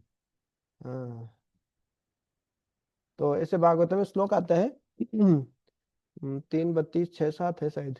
तो उसमें बताते हैं कि जो भगवान का भक्त है, मतलब उसने सब कुछ करके ही आया है, वो सारे यज्ञ कर लिए उसने, सब दान तप सब योगा वोगा सब करके आया है वो, तभी भक्त बना है अभी। तो प्रभुपाद जी से एक बार पूछा गया कुछ भक्त ने पूछा कि हम भी बहुत बड़े योगी थे, हम भी सब कुछ करके ही आए हैं, मतलब कुछ नहीं, तुम्हारा अकाउंट एकदम खाली था। ये अहेतु की कृपा है चैतन्य महाप्रभु महाप्रभु की तो हमारी कोई योग्यता नहीं है। अहेतु की कृपा भक्तों की होती है तो ही होता है। हाँ, लेकिन देखिए जगह जगह शिला प्रभुपाद जी के पार्षद थे। प्रभुपाद जी कहाँ कहाँ गए और कहाँ बड़े बड़े भक्त उनको मिले, है ना। राधा गोविंद शाह महाराज, राधानाथ स्वामी महाराज, शिला राधा गोविंद स्वामी महाराज, लोकनाथ स्वामी महाराज, श्री श्रीमद भक्ति चारू से महाराज, जयपताका स्वामी महाराज, भक्ति विकास स्वामी महाराज, विदेश में भी देखेंगे तो गिरिराज स्वामी महाराज हैं, और अ, और भी कई कई जो महाराज जो पूरी दुनिया भर में, कोई कोई अमेरिका से है, कोई रसिया से है, कोई यूक्रेन से है। तो पहले से ही जैसे भगवान आते तो पार्षद आ जाते हैं उनके, जैसे ही प्रभुपाद जी आए, भगवान के बहुत शक्ति प्रदत्त जो अ, आचार्य हैं, तो अलग अलग जगह पे भगवान उनके बोले मेरे गुरु ने उनको भेजा है मेरे को सहायता करने के लिए। तो अलग अलग जगह से वो अपने आप आए, अपने आप प्रेरणा लिए, और अपने आप शिष्य बन गए, और जीवन भर कितना प्रचार करके कहाँ से कहाँ संस्था को पहुंचा दिया इस प्रकार से, कितने लोगों को भक्त बना दिए इस प्रकार से। तो ये सही में भगवान के भक्त, भगवान का ही, भगवान की ही योजना होती है, भगवान के भक्तों की ही योजना होती है। तो इस प्रकार से कई बार ये हम पर भी अहेतु की कृपा ही होती है, कुछ इतना योग्यता हमारे अंदर रहता नहीं सामान्यतः। इतनी योग्यता हमारे अंदर होती तो हम फिक्स्ड अप नहीं होते, एकदम स्थिर नहीं हो जाते भक्ति में। तो अहेतु की कृपा भक्त लोग कर देते हैं, इस कारण हम टिके रहते हैं ऐसे। तो विनम्रता पूर्वक बोल रहे हैं नारद मुनि कि उन्होंने हम मेरे पे अहेतु की कृपा की, लेकिन देखिए उनमें योग्यता भी थी। देखिए मैं इंद्रिय जीतता है, इंद्रियों पे उनका, इंद्रियों को जीत लिया था उन्होंने, इंद्रियों पे नियंत्रण था उनका, और बालक होने पर भी खेल कूद से हरा सकता है। तो शंकराचार्य जी बताते हैं ना, बालकस क्रीड़ा आसक्त, बालक होता है वो क्रीड़ा में आसक्त होता है, खेलने में बड़ा आसक्त होता है। हाँ, तरुण तरुणी आसक्त है, थोड़ा बड़ा हो जाता है, तरुण तरुणी से, तरुणी तरुण से आसक्त हो जाते हैं। फिर थोड़ा सा बड़ा होता है तो व्याधिग्रस्त है, व्याधि से वो पीड़ित हो जाता है, बीमारियों से पीड़ित हो जाता है। जैसे बूढ़ा हो जाता है तो चिंता आसक्त है, तो चिंता उसको घेर लेती है। हाँ, लेकिन पर ब्रह्म कह न चिंतित, पर ब्रह्म की चिंता कोई नहीं करता, भगवान की चिंता कोई नहीं करता है। हैं, तो हर जीवन के हर स्तर में अलग अलग चीजों से हम आसक्त रहते हैं। तो लेकिन वो देखिए बच्चे होकर भी खेल कूद से अनासक्त थे, लेकिन उनका मन कहाँ लग रहा था, वो साधुओं की सेवा करने में मन था। वो चपल नहीं थे, ज्यादा नहीं बोलते थे, वाचो वेगम, जो रूप गोस्वामी बताया ना, पहला ही निर्देशन वाणी पे संयम। हाँ, तो इस प्रकार से जरूरत से ज्यादा नहीं बोलते थे, मितभाषी थे। तो ये खुद के बारे में ही बता रहे नारद मुनि।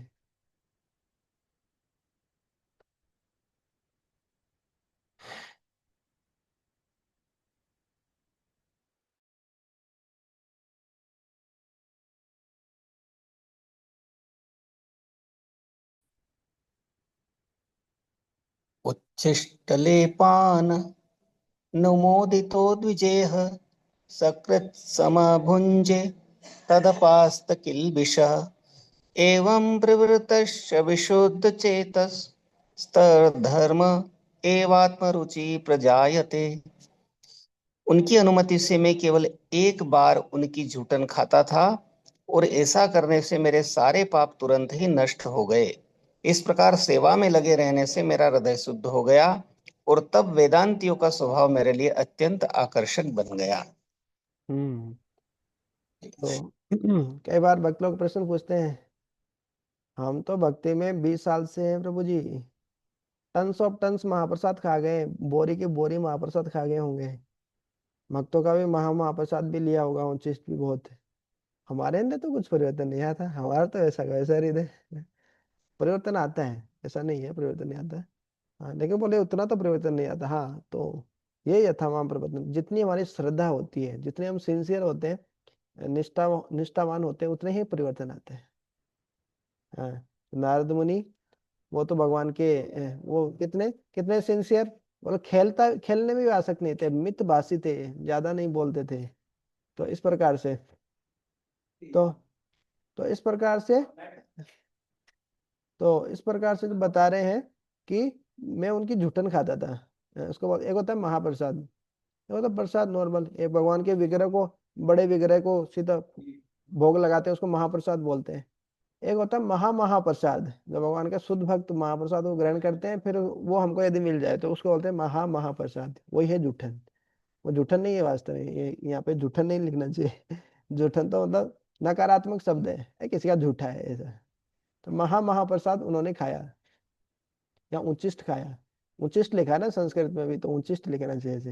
हिंदी में क्या थोड़ा ऐसा है, अनुवाद करने में हो ही जाता है। तो उनकी अनुमति से खाया, अनुमोदित है। उनकी एक बार उनका महाप्रसाद खाते थे, उनका उच्चिष्ट खाते थे वो। जूठा मतलब निम्निष्ट होता है, तामसिक, लेकिन उच्चिष्ट खाते थे उनका जूठा प्रसाद। और ऐसा करने से मेरे सारे पाप तुरंत ही नष्ट हो गए। देखिए, भगवान की भक्ति करने से, है ना, सीधा हम बहुत तपस्या करने से हमारा पाप कितना जन्म लगेगा बहुत मुश्किल है। सर्वधर्मान परित्यज्य, सारे धर्मों का परित्याग करना पड़ेगा, सारे कर्तव्यों का। फिर भगवान की एकमात्र शरण में जाना पड़ेगा, तभी भगवान बोले हम तमाम सर्व पापेभ्यो, तब जाके भगवान सारे पापों से मुक्त करेंगे। लेकिन यहाँ पे सिंसियरली, निष्ठा से, केवल उनका महाप्रसाद उच्चिष्ट खाने से ही उनके सारे पाप नष्ट हो गए, उनकी सेवा करने से, उनका महाप्रसाद खाने से। इस प्रकार सेवा में लगे रहने से मेरा हृदय शुद्ध हो गया। ये शॉर्टकट है भक्ति में। हृदय जल्दी शुद्ध करना है तो निम्न सेवाएं करना है, झाड़ू लगाना, पोछा लगाना, ऐसी सेवाएं करना जैसे भक्तों की कृपा मिले सब। और तो हृदय शुद्ध हो गया, और फिर तब वेदांतियों का स्वभाव मेरे लिए अत्यंत आकर्षक बन गया।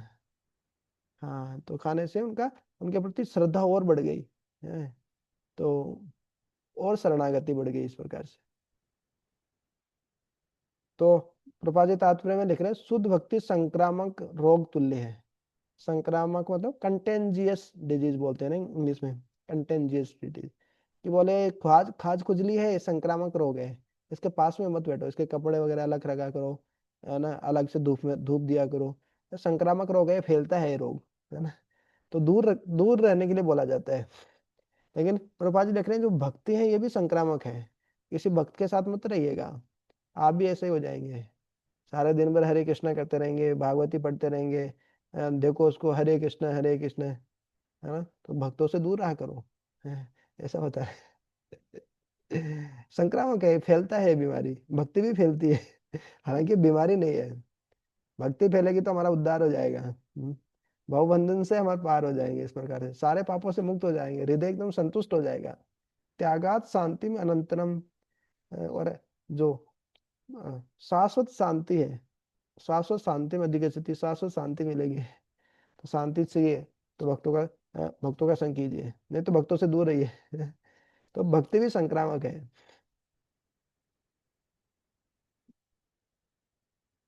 ऐसे जुटन शुद्ध भक्तों की अनुमति के बिना भी ग्रहण किए जा सकते हैं। प्रभा जी बोल रहे हैं, उसमें लिखा कि अनुमति से खाई उन्होंने, नारद मुनि ने।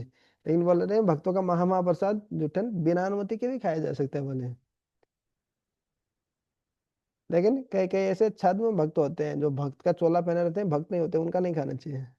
नहीं तो किसी में कोई शुद्ध भक्त नहीं है भगवान के, या बहुत दुर्गुण है, उनका जूठा खाएंगे तो वो दुर्गुण भी हमारे अंदर आ जाएंगे। हाँ, किस श्रद्धा के साथ खा रहे हैं वो भी महत्वपूर्ण है। हाँ, उस पर यदि हम फेथ रखें कि हाँ भगवान के भक्त है इससे खा रहा हूँ, तो वो भी काम करेगा। लेकिन सामान्यतः बोला जाता है कि झूठा नहीं खाना चाहिए किसी का, वो तामसिक भोजन होता है। हाँ, उसके दुर्गुण भी हमारे अंदर आ जाएंगे। शुद्ध भक्तों के खाने से क्या होता है, भक्ति बहुत बढ़ जाती है, भगवान के नाम गुण रूप लीला में रुचि बढ़ जाती है इस प्रकार से। लेकिन ढोंग नहीं करना चाहिए, मतलब ये पब्लिकली सार्वजनिक रूप से नहीं करना चाहिए, नहीं तो वो नया लोग सोचेगा ये क्या कर रहा है, ये पागल हो गया क्या। इस प्रकार से। तत्रान्वहं कृष्ण कथा प्रगायता मनुग्रहेण शृण्वं मनोहरा ताश्रद्धयामेनुपदं विष्णवत प्रियश्रवं श्रवश्यंग ममाभवद्रुचिः।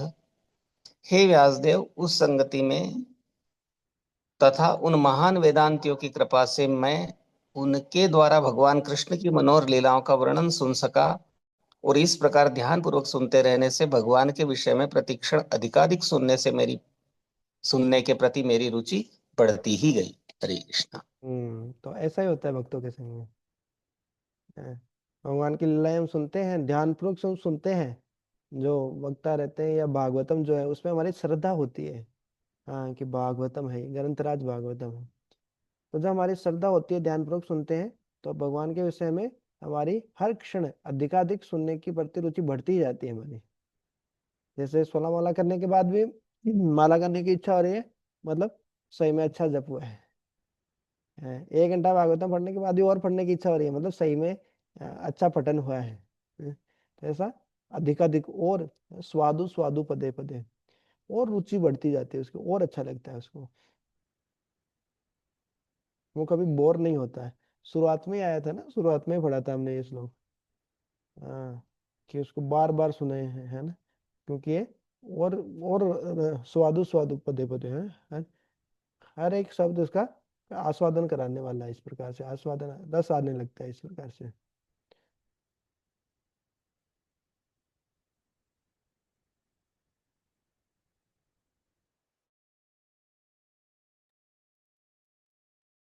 तस्मिस्तदा लब्धरुचिर्महामते प्रियश्रवस्य स्खलितामतिर्मम ययामहे मायया पश्ये मयि ब्रह्मणि कल्पितं परे। हे महामुनि, जो ही मुझे भगवान का आस्वादन प्राप्त हुआ, त्यों ही मेरा ध्यान भगवान का श्रवण करने के प्रति अटल हो गया, और जो ही मेरी रुचि विकसित हो गई, त्यों ही मुझे अनुभव हुआ कि मैंने अज्ञानतावशी स्थूल तथा सूक्ष्म आवरणों को स्वीकार किया है, क्योंकि भगवान तथा मैं दोनों ही दिव्य हैं। तो हमने देखा हमने देखा था कि किस प्रकार से श्रद्धा साधु संग जब हम करते हैं तो क्या होता है, भजन करते हैं, अनंत निवृत्ति होती है, निष्ठा नष्ट प्राय शुभदेशु नित्यम भागवत सेवा, भगवती उत्तम श्लोके भक्ति भक्ति निष्ठ की भक्ति हो जाती है, निष्ठा आ जाता है। फिर रुचि आता है, आसक्ति आती है, भाव आता है, प्रेम आता है। हम्म तो इस प्रकार से ये क्रम चलता है। फिर देखा था ना, तदा रजस्तमो भावा रजोगुण तमोगुण खत्म हो जाते हैं इस प्रकार से। तो इस प्रकार से नारद मुनि की भक्ति में एकदम स्थिर हो गए, निष्ठा रुचि, रुचि भी आ गई, देख लो रुचि आ सकती है इस प्रकार से। और जैसे रुचि आई भक्ति में, तो फिर उनको लगा कि ये शरीर जो स्थूल शरीर में पहना हूं, धरती जल जल अग्नि आकाश वायु का है, जो चमड़े का शरीर है, हड्डी मांस मज्जी रक्त खून मल मूत्र का जो ये शरीर है, ये अलग है, मैं अलग हूँ। हमको तो क्या लगता है, ये शरीर को ही हम खुद मान के रखते हैं, पूरे दिन भर सजाते रहते हैं, खासतौर से माता जी लोगों के ज्यादा रहते हैं पूरे दिन भर देखते रहते हैं कैसे लग रहे हैं, कैसे लग रहे हैं। तो इस प्रकार से जो स्थूल तथा सूक्ष्म आवरण, मन बुद्धि अहंकार, मेरा मन भी अलग है, मैं अलग हूँ, ये माइंड चीट करता रहता है, माइंड में अलग अलग ख्याल आते हैं देवती के हैं। बुद्धि अलग है, मन बुद्धि अहंकार अलग है, मेरा शरीर अलग है, मैं अलग हूँ, असंगो अयम पुरुष है। तो इस प्रकार से ये अनुभूति आ जाना, ये बहुत ऊंचा स्तर है, हमको नहीं आती है, हम तो शरीर की चेतना में रहते हैं। तो जब इस प्रकार से अनुभव हुआ उनको, नारद मुनि जी को, कि ये स्थूल शरीर अलग है मेरे से, और सूक्ष्म शरीर भी अलग है, मैं अलग हूँ आत्मा, और मैं और भगवान दोनों ही दिव्य है, आत्मा भी सच्चिदानंद है, भगवान का ही अंश है, और भगवान भी परमात्मा, वो भी सच्चिदानंद ही है, दोनों ही दिव्य है। तो इसी को बोलते हैं आत्म साक्षात्कार, आत्मा को देखना कि वो शरीर और जो सूक्ष्म शरीर और स्थूल शरीर दोनों से अलग है, तो इसी को आत्म साक्षात्कार बोलते हैं। तो वो उसको देख पा रहे थे। हाँ, तो भक्ति में प्रगति करने में हम देख पाते हैं कि हम शरीर नहीं है, हम आत्मा ही है। ये शरीर तो एक चोला पहना है हमने, वासांसी जनानी यथा विहाय की ड्रेस पहनी है, इसको तो छोड़ना ही है कुछ समय बाद ऐसा।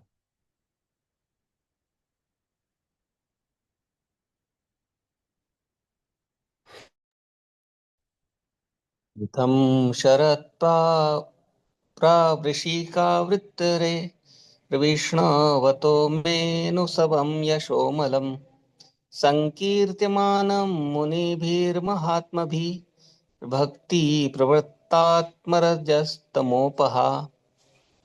इस प्रकार वर्षा तथा शरद दोनों ऋतुओं में मुझे इन महामुनियों से भगवान हरि की धवल कीर्ति का निरंतर कीर्तन सुनते रहने का सुअवसर प्राप्त हुआ। जो ही मेरी भक्ति का प्रवाह होने लगा कि रजोगुण तथा तमोगुण के सारे आवरण विलुप्त हो गए। तो जो हम चर्चा ही कर रहे थे, ऊपर हमने पढ़ा था ना दूसरा अध्याय, उसमें कि रजोगुण तम तदा रजस तमो भावा काम लोभादयस्य चेत अनाविधम, सब इनसे रजोगुण तमोगुण खत्म हो जाता है, सारे अनर्थों से हृदय स्वतंत्र हो जाता है। और स्थितम सत्वे प्रसिद्धति, वो सत्वगुण व्यक्ति स्थित हो जाता है और वो खुश हो जाता है वो। हाँ, तो यही उनके साथ हुआ। भगवान हरि का कीर्तन सुनने से क्या हुआ, सुअवसर उनको मिला, भक्ति का प्रवाह होने लगा और रजोगुण तमोगुण सारे आवरण जो कवरिंग थे, जैसे कई बार कोई आवरण आ जाता है, ऐसे कवर आ जाता है, हमको दिखता नहीं कि आगे क्या है, हम देखने का प्रयास करते हैं कि जी क्या है आगे, तो जब तक वो पर्दा रहता है तब तक हमको दिखता नहीं है चीज। हाँ, तो ये रजोगुण और तमोगुण का पर्दा हमको लगा रहता है, भगवान और हमारे बीच में रजोगुण तमोगुण का पर्दा है ऐसा।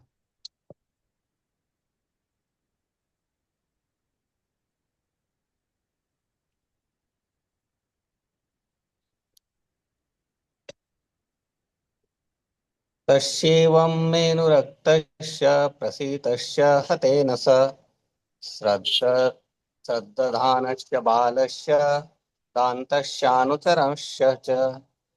मैं उन मुनियों के प्रति अत्यधिक आसक्त था। मेरा आचरण विनम्र था और उनकी सेवा के कारण मेरे सारे पाप नष्ट हो चुके थे।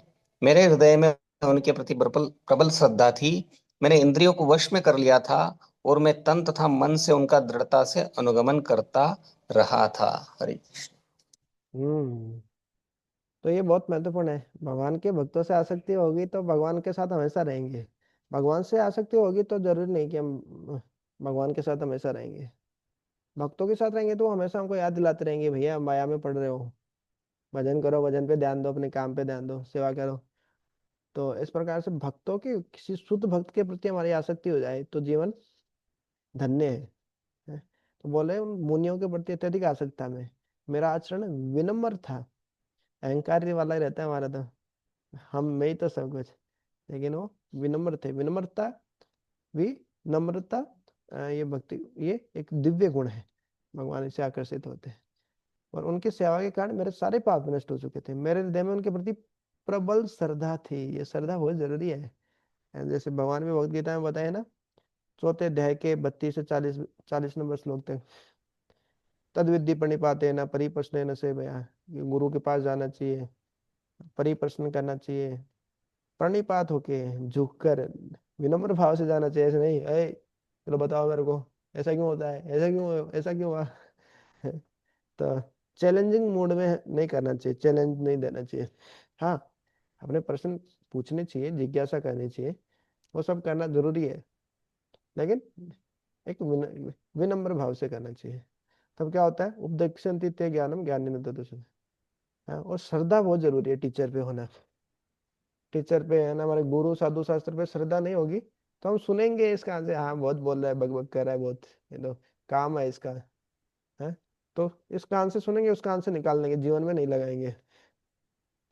तो इस प्रकार से जब हम इस पर सेवा करने से, तद विद्धि प्रणिपाते ना परिप्रश्न न सेवया, सेवा भी जरूरी है। नहीं तो खाली वो कोरा ज्ञान रह जाता है, भगवान का नाम जप नहीं करेंगे, है ना, चार नियम पालन नहीं करेंगे, नाम जप नहीं करेंगे, तो सुन तो बहुत कुछ रहे हैं लेकिन अंदर नहीं जाएगा वो इसे सुना और इससे निकाल दिया।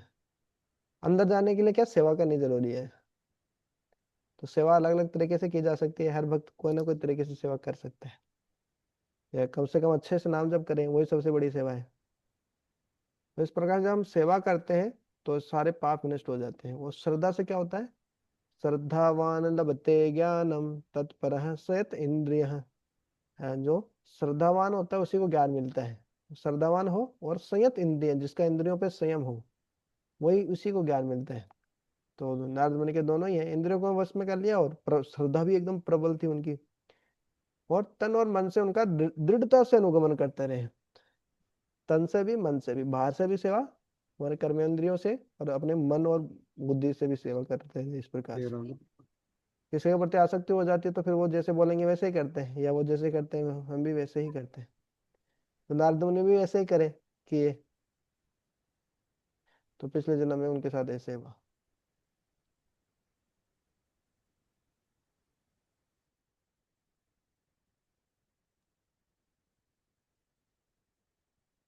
ज्ञानं गुह्यतमं यत्त साक्षात् मद्भगवतोदितम् अन्ववोचन गमिष्यन्तः कृपया दीनवत्सलाः। दीन जनों पर अत्यंत दयालु उन भक्ति वेदांतों ने जाते समय मुझे उस गुह्यतम विषय का उपदेश, जिसका उपदेश स्वयं भगवान देते हैं। भक्ति वेदांत स्वामी शिल प्रभुपाद बोलते हैं ना, तो बोले सारे वेदों का अंत कहाँ हो जाता है, भक्ति पे आके हो जाता है। वो भक्ति वेदांत कौन बोले? बोले शिला प्रभुपाद जी। तो वो भी जो भक्ति वेदांत थे, दो साधु थे, वो क्या दीन जनों पर अत्यंत दयालु होते हैं। साधु लोगों को दया करना, करुणा करना उनका स्वभाव है। जाते समय उन्होंने गुह्यतम विषय का उपदेश दिया, जिनका उपदेश स्वयं भगवान देते हैं। जैसे भगवान दिया ना, गुह्यतम गुह्यतरात, गुह्य से भी गुह्यतर चीज में बता रहा हूँ आपको, गुह्यतमम ज्ञानानाम गुह्यतमम, इस प्रकार से वो चीजें भक्ति वेदांत उनको देखे गए। जैसे भगवत गीता का 8वां 9वां अध्याय, ये सब क्या 7 8 9, ये सब गुह्य ज्ञान ही है। गुह्य गुह्यतर गुह्यतमम। फिर 13वें 12वें अध्याय में बोलते हैं कि सब ज्ञानों में सबसे गुह्य ज्ञान बता रहा हूँ, 13वें अध्याय में भी।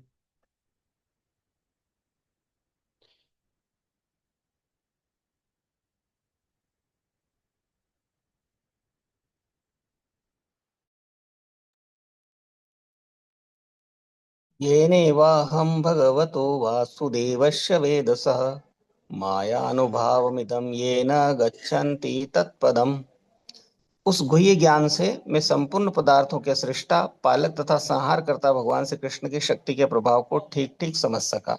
उसे जान लेने पर कोई भी मनुष्य उसके पास लौट कर उनसे साक्षात भेंट कर सकता है। हरे कृष्ण। नारद मुनि बता रहे हैं कि ये जो ज्ञान मिल जाता है गुह्य ज्ञान, हमको मिल चुका है। वैसे भगवत गीता हमने पढ़ ली, भागवत में भी पढ़ रहे हैं। तो इससे क्या होगा, हम भगवान के बारे में ठीक ठीक समझ समझ पाएंगे हम। और फिर यद गत्वा न निवर्तन्ते तद धाम परमम, भगवान के धाम चले जाएंगे, फिर वापस लौट के नहीं आना पड़ेगा, इस प्रकार से।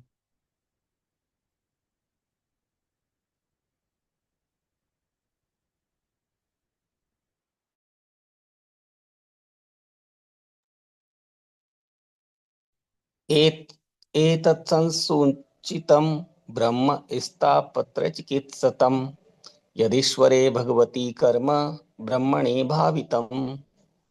हे ब्राह्मण व्यासदेव, विद्वानों द्वारा यह निश्चित हुआ है कि समस्त कष्टों तथा दुखों के उपचार का सर्वोत्तम उपाय यह है कि अपने सारे कर्मों को भगवान श्री कृष्ण की सेवा में समर्पित कर दिया जाए।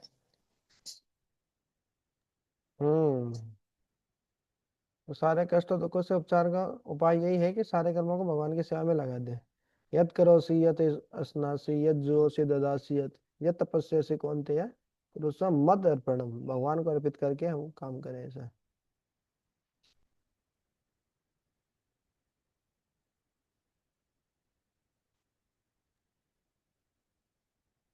आयमोयश्च भूतानां जायते येन सुवृत तदेव यामयं द्रव्यं न पुनाति चिकित्सतम्।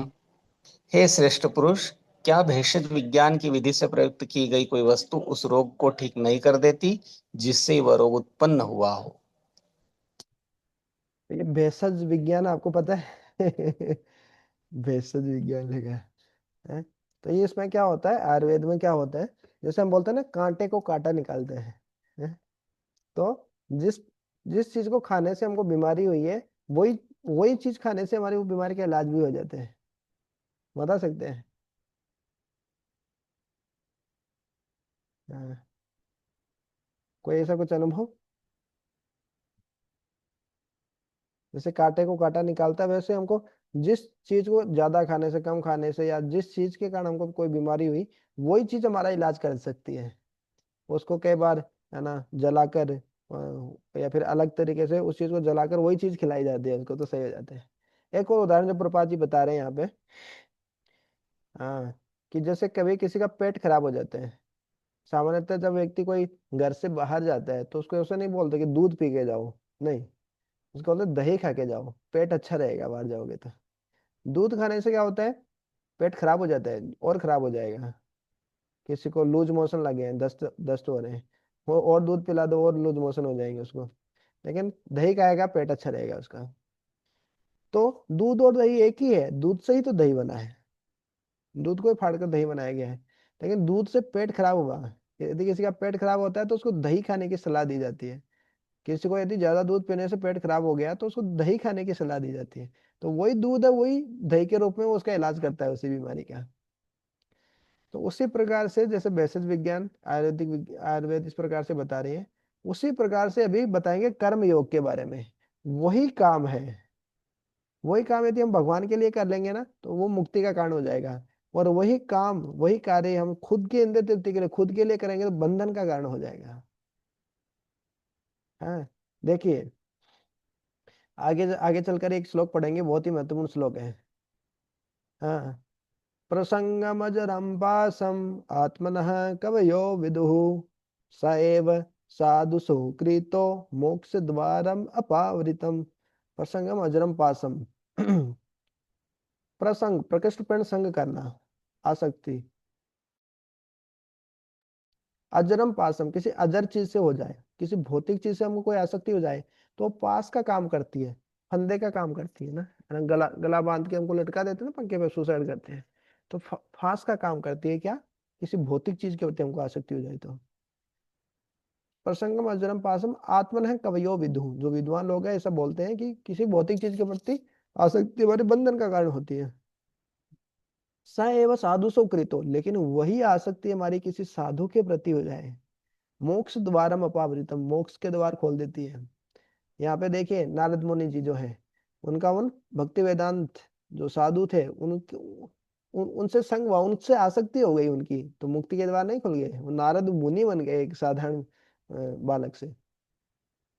तो वही बता रहे हैं, जैसे रजोगुण के वजन से क्या होता है, आमीय प्रदाह बीमारी होती है, तो वही आमीय शब्द है, जब बीमारी होती है तो क्या होता है, जिस चीज से बीमारी होती है उसी चीज से उसका इलाज होता है।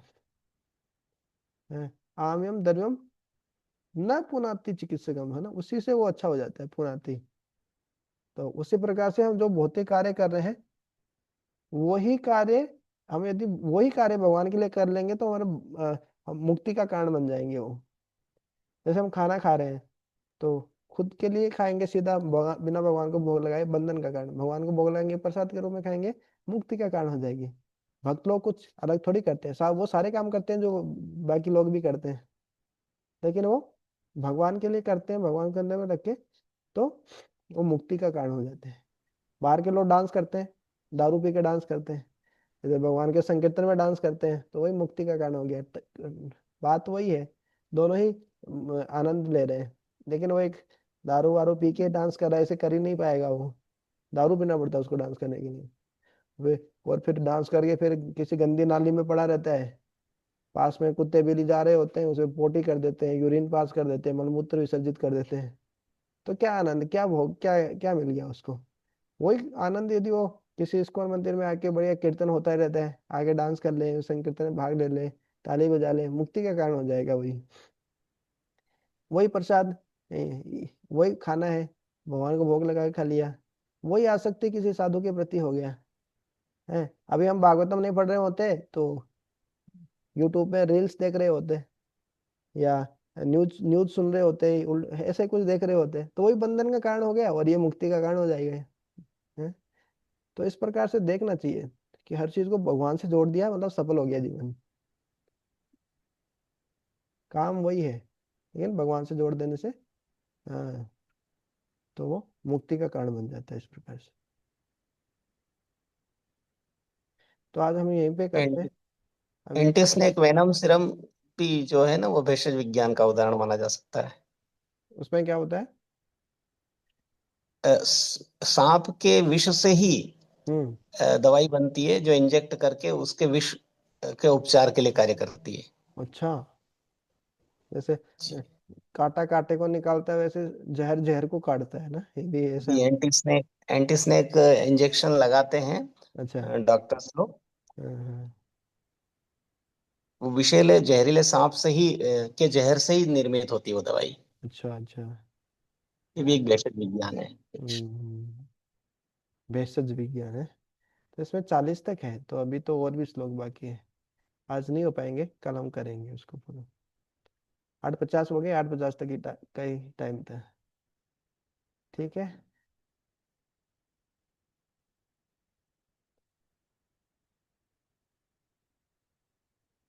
ठीक है, तो कल फिर हम इसके आगे देखेंगे। सभी भक्तों का बहुत बहुत धन्यवाद।